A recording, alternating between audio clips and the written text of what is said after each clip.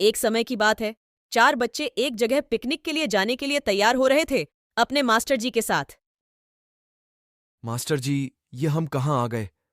क्या हमारे बस खराब हो गई? ऐसे जंगल में मुझे तो बड़ा डर लग रहा है। अब हम यहां से कैसे बाहर निकले? कहीं ना कोई रास्ता ढूंढना ही होगा।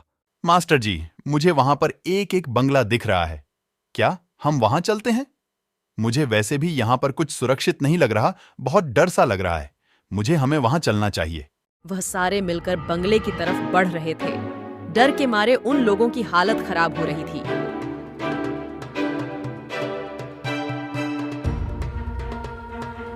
मास्टर जी, क्या हमें यह भूत बंगले में जाना चाहिए? हमारे पास दूसरा कोई ऑप्शन नहीं है। तुम्हें यहाँ आना नहीं चाहिए था। ये जगह शापित है। तुम लोगों की जान को खतरा हो सकता है। इतनी गलती तुम कैसे कर सकते हो? लौट जाओ अपने घर वापस। यहाँ लौट के कभी मत आना। यह जगह तुम्हारे लिए सुरक्षित नहीं है।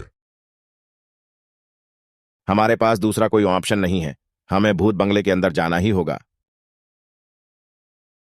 मास्टर जी, ये हवेली बड़ी डरावनी लग रही है। मुझे कुछ अच्छा नहीं लग रहा है यहाँ पर। अरे डरो मत बेटा। कितनी खराब जगह है ये। ऐसा लग रहा है कि कोई हमारे पीछे से जा रहा है। अजीबो गरीब सी जगह है, डरावनी सी लग रही है। क्यों है ना मास्टर जी, बहुत डरावनी जगह है ना ये। यह कमरा किसका है? यह तस्वीर शायद इस महल की राजकुमारी की है। यह राजकुमारी तो बड़ी ही सुंदर लग रही है। आप लोग कौन हैं और इस महल में क्या कर रहे हो? मैं इस महल का रक्षक हूं। इस महल में बाहर के लोगों को आना माना है। आप लोग अंदर कैसे आए और आप लोगों को क्या चाहिए? अभी इस महल के राजा को बुलाता हूं, आप उनसे बात कर लीजिए। कौन है आप लोग? यहां पर क्या कर रहे हो? यह मेरा महल है। मैं इस महल का राजा हूं। असल में हमारी गाड़ी खराब हो गई है, इसीलिए हम यहाँ पर एक रात गुजारने के लिए आए हैं। क्या हम एक रात यहाँ गुजार सकते हैं क्या? ठीक है, आप रह सकते हैं। मैं अब चलता हूं, पर थोड़ा संभल कर रहना। यहां पर कुछ चीज अच्छी नहीं है। कोई चीज की जरूरत हो तो हमें जरूर बताना। हम आपकी सहायता करेंगे। अरे बाप रे, अरे बाप रे! तुम कौन हो? तुम कौन हो? मैं इस बंगले की चुड़ैल हूँ। तुम लोगों की हिम्मत कैसी हुई यहाँ पर आने की? मैं तुम लोगों को जिंदा नहीं छोड़ूंगी, खत्म कर दूंगी। नहीं नहीं, हमने कुछ नहीं किया, हमने कुछ नहीं। महाराज जी, आपके महल में एक चुड़ैल दिखाई हमें, जो हमें मार देना चाहती थी। हमें तो बहुत डर लग रहा है। वह कौन थी? वह इस महल की चुड़ैल है जो काफी सालों से यहां भटक रही है। आज मैं आप लोगों को अपनी कहानी सुनाती हूँ। क्या सच में मैं चुड़ैल हूँ या खुद सताई हुई हूँ? एक समय की बात है, मैं इस हवेली की महारानी हुआ करती थी। मैं बहुत ही दयालु महारानी हुआ करती थी और सबकी मदद किया करती थी। राजा जी, खुशखबरी है, आप पिताजी बनने वाले हो। मैं जानती हूँ इस दिन का आप बेसब्री से इंतजार कर रहे थे।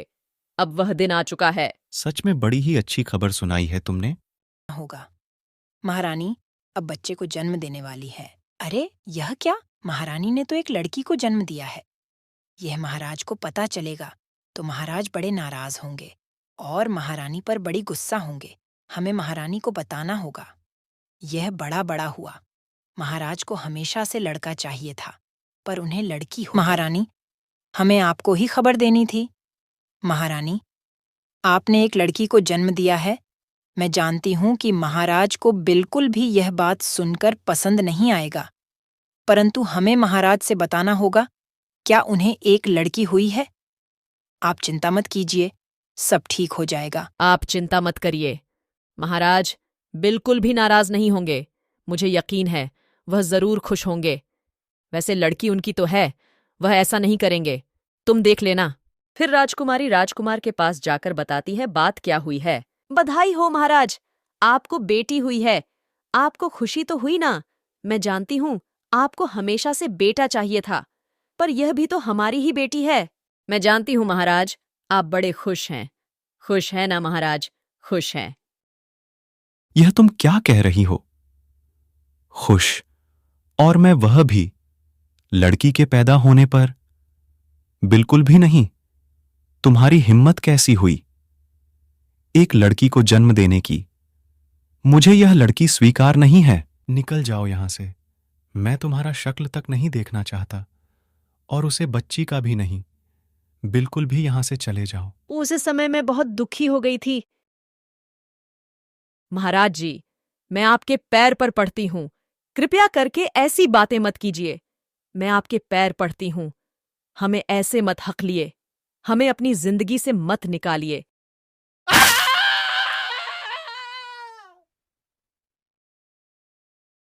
राजा ने रानी को जान से मार डाला। बुरे राजा ने उसके बाद बच्ची की कमरे में चला गया, उसे बच्ची की जान लेने की कोशिश करने के लिए। मैं इस बच्ची का खून कर दिया है। अगर तुम में से किसी ने भी मुंह खोला तो मैं तुम्हें भी जिंदा नहीं छोड़ूंगा।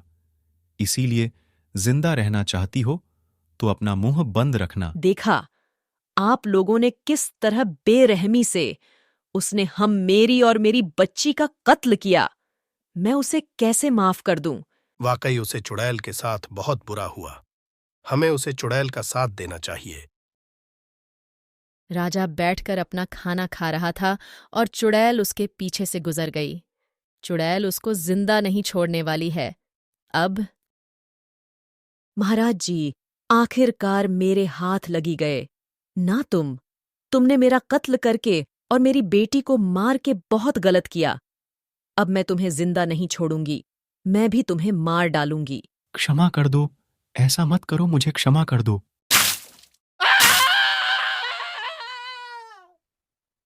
लगता है चुड़ैल ने महाराज को मार डाला। वैसे भी अच्छा ही हुआ, महाराज की करतूत भी ऐसी थी। अब जाकर मेरी आत्मा को शांति मिलेगी। पता नहीं कितने जनों से मैं भटक रही हूं। आप जाकर मुझे मुक्ति मिलेगी। पर मुझे मेरी बेटी की बड़ी याद आती है। मुझे मुक्ति तो मिल गई, मुझे मेरी बेटी की बड़ी याद आती है। काश वह जिंदा होती तो अभी कितनी बड़ी हो गई होती। महारानी जी, आपकी बेटी जिंदा है। हमने आपकी बेटी को बचा लिया था। जब महाराज उसे कत्ल करने आ रहे थे, तब हमने आपकी बच्ची के बदले एक गुड़िया को रख दिया था। महाराज ने उसे गुड़िया को मार दिया था और हमने आपकी बेटी को छुपा दिया ताकि उसकी जान बच जाए। और यह लो बिटिया, आपकी बेटी जिंदा है। चढ़ जाओ मेरे ऊपर। बहुत खुशी तुम्हें जिंदा देखकर।